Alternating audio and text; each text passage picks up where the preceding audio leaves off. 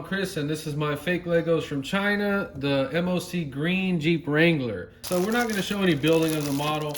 We just need to see what it comes with, get my first impressions, and then we'll review it after it's built. So I ordered 8 models from China. I also ordered the red Jeep Wrangler that you see. It is tied up right now in shipping. I have no idea where it is. So we're gonna build this one right now. So this is $98 on lepinland.com. They charge you about $25 or $30 for shipping. I ordered this March 30 and I got it April 23rd. So you're gonna have to wait a little bit for it. So the wheels and tires, it comes with 5. At first glance, they look perfectly fine to me. They're probably 1, 2, 3, 4, almost 4 inches overall diameter. It came with this in the bag. I don't know what it is, but it's gonna become Marshmallow's new toy. Are you eating a part? Kitty. Oh my God. At first glance, I think I'm gonna be disappointed in this Jeep. I don't know why. So let me go ahead and build it and we'll see it in a little bit. So I finally got it built. We have these other ones so you can really see the size of it. It's exactly the same size as the Lego Defender.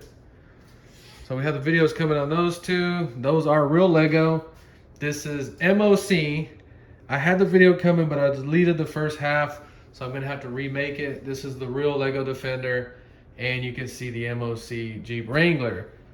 So just showing you all this so you know that I am not some clown that's reviewing things that I know nothing about. So this is sold in 2 versions, the RC version, non-RC. I bought non-RC, I'm not into that yet, getting into it soon. It is basically made like an RC car. If you've ever had one, the body lifts off of the chassis, and that's exactly what this one does. And it's very important to understand that because the motorized version appears to be completely different in the pictures. I guess you have to take the transmission and all that stuff off, but I am not 100% sure. So to review this in one word is clunky. This is the clunkiest, crappiest model I've ever seen in my life. This is my first Mould King. I'm not saying don't buy it. I'm just saying don't expect it to be anything like that Lego Defender or any of these real Lego cars, because it's not. So we're gonna go in depth on everything it does here in a second. But at first glance, it looks neat. The suspension is fine, but it doesn't work right. So this thing right here, it's almost a joke. It looks good once you get it all together, but building this thing, you are gonna be scratching your head and wondering what in the world are you doing and who in the world came up with this thing. It's got a lot of what I call force fits, like things that don't naturally go together. You just kind of gotta push them together. Right here, those don't fit. Just a lot of little stuff like that. You look at the roll bars on it, they're kind of fit on there weird. I personally do not like builds like this, but it is what it is. That's all I can say about it. Now, one of the reasons it's so flimsy is because this is an RC car, so they tried to save as much weight as they could. So it gives you plenty of room to improve if you're into that kind of stuff, which I am. The best thing about this Jeep is the hood. I do like the hood, and I'm going to copy this hood when I design my own Jeep Wrangler. So the body actually fits on the chassis, and you can see these 4 pins that are extended at the bottom, and it actually fastens really nice to the chassis. Once you get it sitting on the chassis, you're gonna line these 4 pins up and just push them in. So at first glance, I love the spare, love the rear bumper, love the tail lights on it. The back of it is actually acceptable. I don't have any problems with the back. The doors do open. As you can see, the seats look fine. So on the back, it has this little tonneau cover. That's not a Jeep thing. It's still pretty cool though.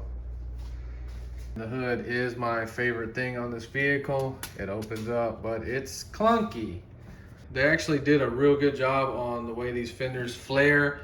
The grille looks good. Obviously, it looks a little weird in there.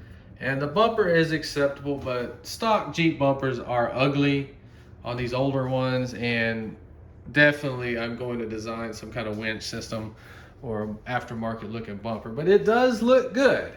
Once you get it all together, I cannot lie. But what I really hate about this one is the color. I'm not complaining, I'm not a little baby. think about it if this Jeep was red, blue, white, anything but this freaking dull green. I like that color, just not on this model. And then on top of that, they should have made these fender flares black like the real Jeep. Imagine a white Jeep with the black fender flares, just like a real Jeep is. It would look totally different. That's why I'm going to design my own Jeep Wrangler, and it is going to be freaking awesome. So right off the bat, exhaust tip is already hitting very clunky. I guess I could take it off. Still kind of hits it. Clunky. So actually, the more you look at it, the more you'll start to like it. I went back and tightened up a bunch of stuff. I had these pieces missing. You're gonna have to improvise on this build. I took the exhaust tip off. It still rubs a little bit. So being kind of simplified allows you to put your own fender flares. If I wanted to change these to black, put my winch or some kind of light bar, change the back bumper, you know, do something with this, make a hardtop for it. It gives you a lot of room to do stuff like that. So aside from the clunkiness that you're about to see, what does make this Jeep worth the $100 is the learning experience you're going to get from what is under here. So to make this fair, we're going to do one good thing and then one clunky thing. One good thing, the suspension on it is perfectly fine. So one of the clunkiest things on here is the steering. Now that is like a real car. Notice it does not touch the engine block. But this is just a complete failure. It does not work worth a crap from either way. But what is weird about it, this is actually how real four-wheel drive steering is on a vehicle.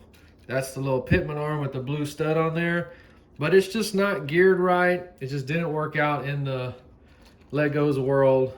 Very cool to look at, very cool to build and interesting, but just not functioning the way it's supposed to. So let me know in the RC version, does that work different? Is it geared different? Because on this model right here, the steering is a fail. So the good, the tires and wheels. We got a spare, and some people pay $20 or $30 just for a nice set of wheels like that. They look really good. I'm gonna use these on future models. So before we do the clunky, let's talk about this right here. This is what makes this set worth the money, the learning experience you're gonna get from this. This is a 6-speed manual transmission. You can see the gates, and it actually works really freaking good as it shifts through the gears. Back in the first, we're in neutral, just like a real car. So we have these 3 levers right here. 2 of them are clunky. Let's do the clunkiest one first. This freaking Jeep right here has 2- and 4-wheel drive. So keep your eye on the red piece. We are in 2-wheel drive. Diffs are open right now, and we're gonna try to push that little lever, and it's gonna try to engage. So it actually did engage it. Let's try to get back into 2-wheel drive. It does not do it. We have to reach under here and assist it. Now we're in 2-wheel drive. Let's try one more time to go in 4-wheel drive. It actually did engage. So 2- and 4-wheel drive blew my mind. I'm gonna learn so much from this. The problem is not this right here. So if you go assist it with your finger down there, it works perfect, but it does not work from up here. So 2- and 4-wheel drive, awesome idea, concept, but it's very clunky. So the best good thing about this model is the lockers. The lockers is just what made me love it so much. Lockers actually work so well. I'm going to copy this idea when I do my Jeep. We are disengaged, lockers engaged, disengage, engage. So let's disengage them. We have to be in 4-wheel drive to demonstrate this. Notice we're in 4-wheel drive. So in case you don't know anything about Jeeps, they don't put posi tracks, limited slips in Jeeps. They put lockers. And as you can see, we have an open diff. That's how you know it's open whenever one wheel spins this way, the other one that way. So we are in 4-wheel drive. So the front diff is going to be open too. As you can see, it does that as well. Push that lever one way. Now we're locked. So all 4 wheels are going to turn the same direction. If I try to hold this wheel right here, it's going to put everything in a bind and we could possibly bust something in here. That's why in the real 4-wheel drive world, they bust axles, because they put big grippy tires. They're in some kind of bind. They have all the power on all 4 wheels locked, and it finds the weak point right here and just destroys a freaking axle like nothing. Just to let you know, they just really nailed this model. They must have really owned a Jeep or been into 4-wheel drive. So the lockers man, I think you should just buy this just to experience the lockers if you have not seen them already in these Lego type vehicles. So the last clunky thing is the last lever, which is high and low. Now all four-wheel drive vehicles may be a little bit different. Normal driving is just 1-to-1, and you'll have a transfer case when you put it in four-wheel drive that'll knock it down to 2-to-1 or 4-to-1 depending on the vehicle. So it does it, but the problem is the gear ratios are off and it wants to put everything in a bind. We don't need to mess with 2 or 4-wheel drive, so we can just put it in 2-wheel drive for this, and we can take the lockers off. So this last lever right here is for high and low, and in the middle it should be in neutral. So let's find it right here. It's in neutral right now, but as you see, we're trying to move it and it doesn't even want to go. Well, it is now, but I'm putting a lot of force on that. I hope that's not just how you're supposed to do it, because it feels like it wants to break. So we're in neutral just like a real transmission. It smoothly goes into any gear, it doesn't matter. First gear is a low gear on any transmission, and we are in high speed. This is gonna make it kind of move. And you see how the engine is running. It's in a little bit of a bind, but it's working just fine. So to make the engine spin the easiest, we need to go either into 5th or 6th. You can see how smooth that transmission is going into gear. And this is gonna make everything run the smoothest. Okay. Engine is working. And it's running so slow because in real life, the engine would be running slow, but we would be doing about 80 miles an hour. Just like how on the freeway, your car is running 2,500 RPM. So in other words, if we put this in low, like it is now, and we put it in first gear, it is gonna be putting so much strain and be trying to spin that engine so much, it's gonna be putting everything in here in a bind, and we could probably break it. Let's just demonstrate that right now. See, it doesn't even wanna, it's trying to turn everything too fast. See? See, that's the clunky stuff I'm talking about. It actually works okay in reverse, but in forward, it doesn't. See, it's actually,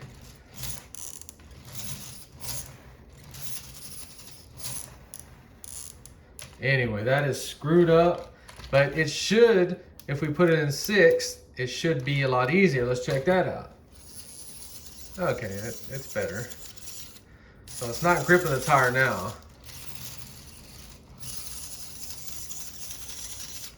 That's why I was saying, if you're gonna play with this thing, just leave it in high and just play with it like that. So much better. Okay, the engine doesn't move as fast, but it's just better. You're not gonna break it. Okay, so a little recap on it. It's got a 6-speed transmission. This is probably the most important thing that you're going to learn from spending $100 on this model. Okay, it has lockers right here. It's engaging little clutch piece like this. You can't see it, it's on the top.